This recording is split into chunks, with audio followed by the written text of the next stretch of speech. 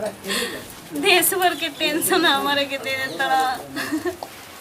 आखिर का हम कोई बनी कि हमेशा हमारी जिंदगी में दुख रहा था। तनकी तो खुशी लिखल रहता। का भेल दीदी जी काहे रोत रही पागल है का? देखो तन दीदी जी खाली रोत रहत नहीं है के। चुप रही मत रोई। उ तो सबकर भगवान एक दिन ना एक दिन लिखले रहेला। हम ना जानी कि हमार करम में ही हाल लिखल बाटे। अब पागल हनी जो लिखल रहेला तो हो सकेला होने के तारे वाला पे कोई ना भगवान भी ना टाल सकता ला। उम्र में हम विधवा हो जे के नहीं हो के ना हो तो हम सोचलू ना रही। अरे उनकर इतने दिन के जिंदगी लिखल रहे दीदी जी इतने दिन के भगवान जी बोले इतने दिन लिखा के लोग छुटकी है बस ये के मन नहीं है। तो पागल है दीदी जी हमनी के बानी जानू सब दुनिया सबूर करता जेकर तो जमाने जमान लाल चल जाता ला। हां एगो आदमी पर रही तब आदमी कही हो कि एगो आदमी पाटे पूरा दुनिया पापा के बेटा नहीं के त के मरत नहीं के के मेहरारू नहीं के ओके देख के आदमी सबूर करता नहीं चलो उ सबूर कर लेबे तो हम उ सबूर कर ले साथ में हमनी के वो साथ दिन घर में रहूंगा बस छोड़ के चली हमारे के। दीदी जी का करम इतने दिन के उनका जिंदगी रहे सब करे के देखी ना छोटकी त हमरो तरह सावे लगी हम उनकरा साथे घूमती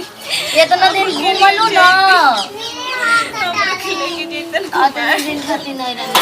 साथ में घूम का करम दीदी जी रवा के देख ना जाना तो हमर होया खड़ा हो चल के बतावा दीदी जी से का।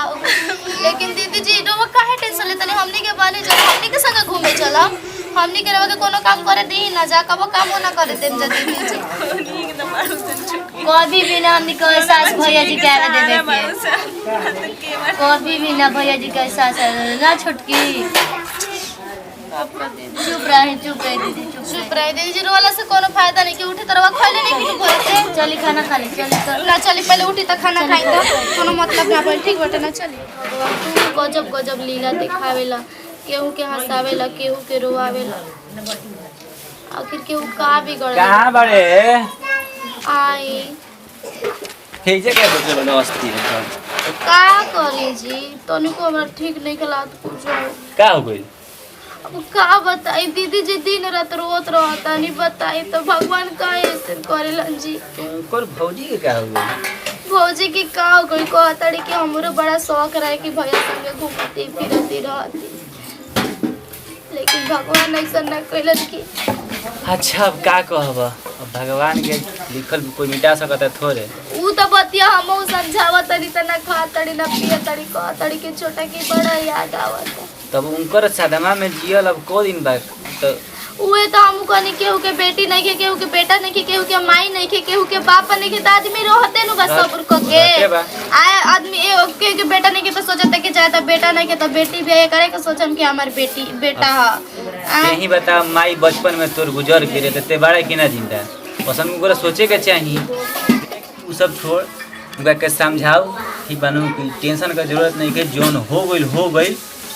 घर में दूगो रोटी खा मस्त रह बिंदास रह के पूरा फैमिली एक साथ बनू घर बाटे रे ओकरा लगे हमनी के दुख देते जका अपना आदमी तो बोले ला तना मारे लगे सबके खा गोल चबा गई हमनी के कुछ बोलत नहीं जे अपन भाई बहन मानत नहीं जे बहन लेखा तेल लगाव खियाव पियाव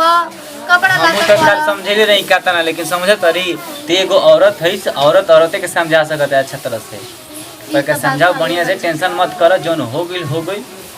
उतने दिन के भैया के उम्र रहे लिखल रहे उतने दिन जिंदा रहन छोड़ी ज्यादा हमने के तो समझा के कहा गुल जाई खाली रोवा कोई दे तनी हम जा तनी देखी का कर ठीक बा भेटे तो हम बोल दें चारू हम अभी जाके बोल देते हैं ठीक बा निकाल ले हां ये भगवान तू ही तो पार लो कोई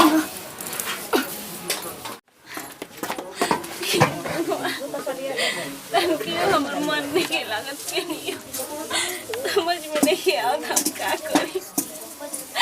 एक पल उनका भी नहीं चाहिए कि मन नहीं कर जब देखा तब खाली उनका ही याद सतावत रहता हमेशा काहे छोड़ के चल गेला हमरा के। तू तो इतना वादा कोइले रहना कि संगे जियल जी संगे मरल जी फिर भी हमके छोड़ के चल गए। तारा बिना हमके कुछ अच्छा नहीं खेला कैसे हम जी ये दुनिया में अकेले कैसे जी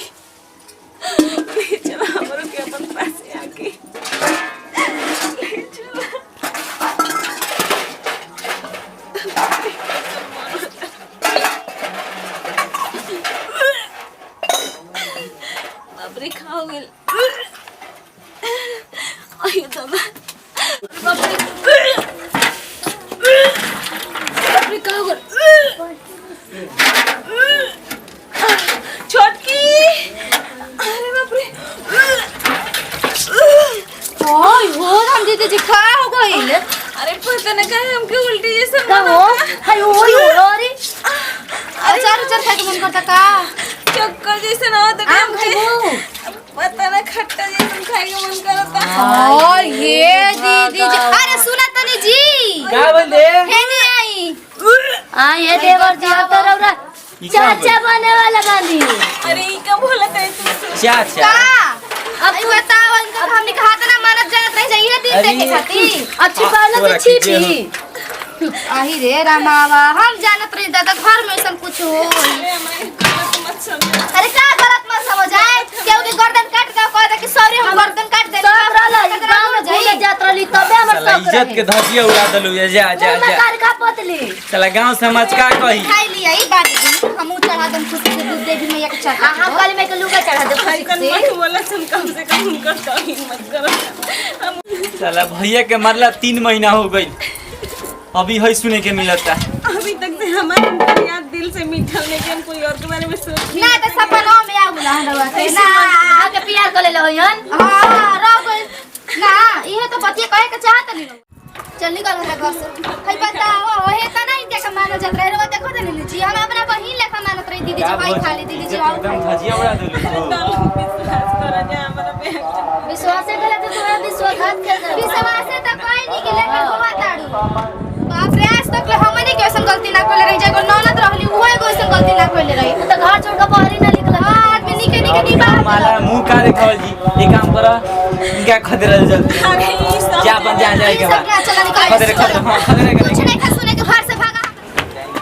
कहने के कैसे हम समझाई कि हम उनका सिवा कोई के ना चाहिए ना कोई तक वो ना करी ना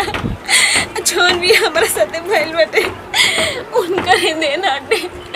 उनका हटे बच्चा हमारे पेट में बाटे हमके पता ना रहल लेकिन समझत नहीं संता हम का करी ये जी रौरा तो चल गई नहीं पर अपन निशानी देखे हुए नहीं हमारे के